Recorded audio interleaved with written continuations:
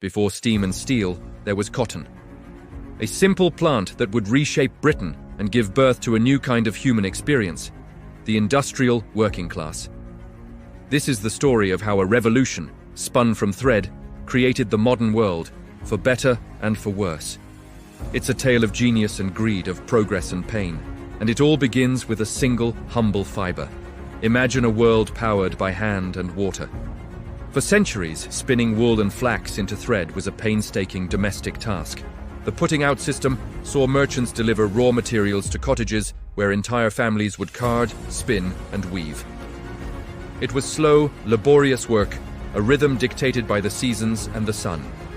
This was the era of the spinning wheel, a tool that had barely changed for generations.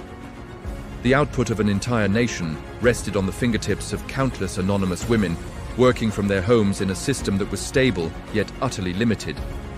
Britain's ambition was growing, but its production couldn't keep up. The demand for textiles was insatiable, but the supply was a mere trickle. A bottleneck had formed, and the pressure was building. Someone needed to find a way to spin faster. The first crack in this old world came not from a grand pronouncement, but from the quiet tinkering of a weaver named James Hargreaves. Around 1764, he watched a spinning wheel fall over and continue to turn. An idea sparked. What if one wheel could power not one, but multiple spindles? The result was the spinning jenny, a machine that multiplied a spinner's output eightfold, and then more. It was a marvel, small enough to fit in a cottage, yet powerful enough to threaten an entire way of life. Spinners who had spent their lives mastering their craft suddenly saw their livelihoods at risk. Some reacted with fury, smashing the new machines, trying to hold back the tide. But it was too late. The first gear of the industrial age had clicked into place. If the jenny was a spark, Richard Arkwright's water frame was an inferno. Arkwright wasn't a weaver. He was a barber and an entrepreneur with a relentless drive. He saw the jenny's weakness. It produced a thread that was too weak for the warp, the longitudinal threads in a loom. His invention, patented in 1769, used rollers to stretch the cotton fibers, creating a thread that was both fine and incredibly strong. But this machine was a different beast entirely. It was heavy, complex, and required more power than any human could provide. It needed the relentless, untiring force of a river. Arkwright built his first mill at Crompton, a sentinel of brick and stone rising by the River Derwent. This wasn't a cottage workshop. This was a factory. Workers no longer set their own pace. They came to the machine, their lives now governed by the factory bell and the turning of the water wheel. Arkwright became the father of the factory system, a master organizer of labor and technology who amassed a colossal fortune. He proved that production could be centralized, mechanized, and scaled to an unimaginable degree. The final piece of the puzzle was Samuel Crompton's Mule. A shy and reclusive genius, Crompton combined the best of the jenny and the water frame. His mule, perfected in 1779, could spin yarn that was stronger and finer than anything seen before. It was the key that unlocked the production of high-quality, all-cotton textiles in Britain, allowing them to outcompete the fine muslins of India. But Crompton, unlike the ruthless Arkwright, lacked business acumen. He was cheated out of his patents and died in poverty. A tragic footnote in the revolution his invention supercharged. With these three innovations, the bottleneck wasn't just broken, it was obliterated. Britain now had the means to spin cotton on a scale the world had never witnessed. The age of the cotton kings had begun. The machines demanded a new kind of power. Water was strong, but rivers weren't always where you needed them. The true catalyst for urban explosion was steam. James Watt's improvements to the steam engine in the 1780s cut the final tether to the rural landscape. Now a factory could be built anywhere, and they were. They sprouted like iron forests in the heart of cities like Manchester, the world's first industrial metropolis, dubbed Cottonopolis. Smoke billowed from 1,000 chimneys, staining the sky grey. The clatter of machinery became the new heartbeat of the nation.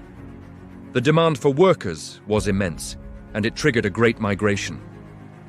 People poured in from the countryside, drawn by the promise of steady wages, leaving behind a life of agricultural uncertainty for a new, urban existence. They were no longer farmers or artisans. They were something new, a workforce. They came seeking opportunity, but what they found was a life of grueling discipline. The factory floor was a world away from the cottage. It was a deafening, dangerous environment. The air, thick with cotton dust, led to chronic lung diseases. The machines were unforgiving, maiming fingers, hands, and limbs with terrifying regularity. The hours were relentless, 12, 14, sometimes 16 hours a day, 6 days a week. Time was no longer their own. It was measured and sold by the hour. This wasn't just work. It was a total reordering of life itself. The family unit, once a unit of production, was fractured. Men, women, and children worked side by side. But as individual wage earners, their lives dictated by the factory owner. They lived in crowded, hastily built tenements, often without sanitation, where disease ran rampant. This new urban landscape was a marvel of production, but for many, it was a living nightmare. This was the human cost of progress, the dark underbelly of the industrial miracle. Among the most exploited were the children. Their small hands were ideal for reaching into the complex machinery to fix broken threads, often while the machines were still running. Parish apprentices, orphans sold into the service of mill owners, endured conditions akin to slavery. They were housed in dormitories, worked to exhaustion, and brutally punished. The stark contrast between the immense wealth being generated and the suffering of those who created it was impossible to ignore. A new consciousness began to form. Workers, crowded together in factories and cities, started to see their shared plight. They were not just a collection of individuals, they were a class with common interests and common enemies. The factory, designed for control, had inadvertently created the conditions for resistance. They began to organize, forming unions and benefit societies, demanding better wages, shorter hours, and safer conditions. This was the birth of the labor movement, a direct response to the brutalities of industrial capitalism.